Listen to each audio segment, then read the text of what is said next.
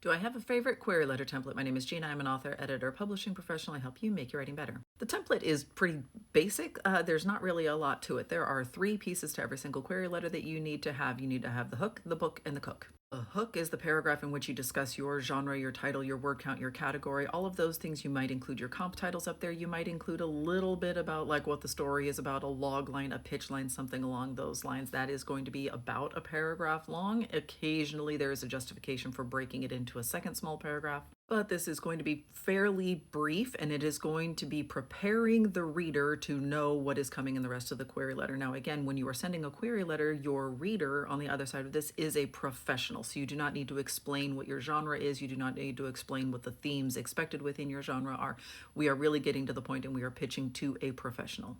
The book portion, which is the second piece of that hook, book, cook, the book is 2 to 4 plot paragraphs in which you are describing character stakes and you are really trying to prove and show that you have written something that is fresh and invigorating and interesting within your genre. It's very difficult to world build effectively. It's really unnecessary to include a bunch of tragic backstory. We really want to know about what's happening now and what is going to push the story forward and what makes your story unique. This is an opportunity for your voice to shine through, for your writing style to shine through. If you are going to be funny, don't tell us that it's funny. Be funny. If it's going to be tender and heart-wrenching, just be tender and heart-wrenching in those paragraphs. Don't tell me that that's what you're going to do. You are not going to spoil the ending of the book, but you are going to entice the reader to want to scroll down and read your pages, which means that you can get very close to spoiling the ending of the books, sometimes depending on genre and depending on what your stakes are. Like, this is going to be a little bit different for everybody. I have a whole playlist in which I talk about different query letters that people have submitted, and I really recommend against having very vague or false stakes in which we say like, oh, he had to choose between lying to his best friend and saving the entire universe. Well, your best friend's gonna understand. Save the universe. So those are false stakes. Don't do that. That doesn't feel real. Make sure that it feels real. Make sure that it feels connected. I've got, again, just gobs and gobs of other videos about this in the query playlist and in the query critique playlist.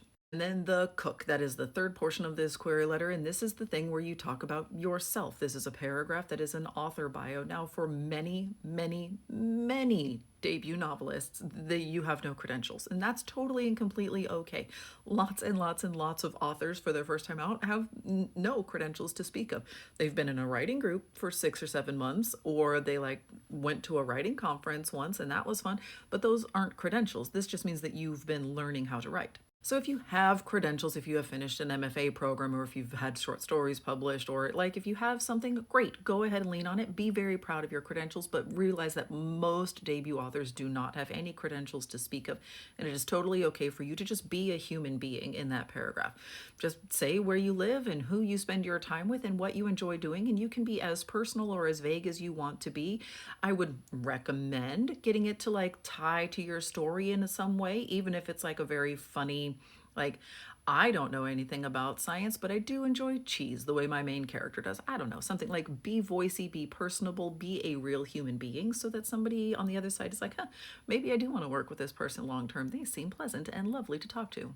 There are some disagreements as to whether or not that hook portion should go up at the top of the query letter or whether it should be down below. This is largely going to be a style choice. Some people have really strong feelings about it, and I recommend reading submission guidelines on agency and publisher websites to see if they are one of the people who has really strong feelings about it and then do the thing that they want you to do. If they don't have strong feelings, or if you're querying a bunch of people and you have really strong feelings, go with your gut. Learn to trust your intuition and realize what the best way is to present your story. Some stories really benefit from jumping straight in with characters. Some stories really benefit with having that metadata up front so that we don't get to the end of the plot paragraphs and be like, werewolves, where did those come from?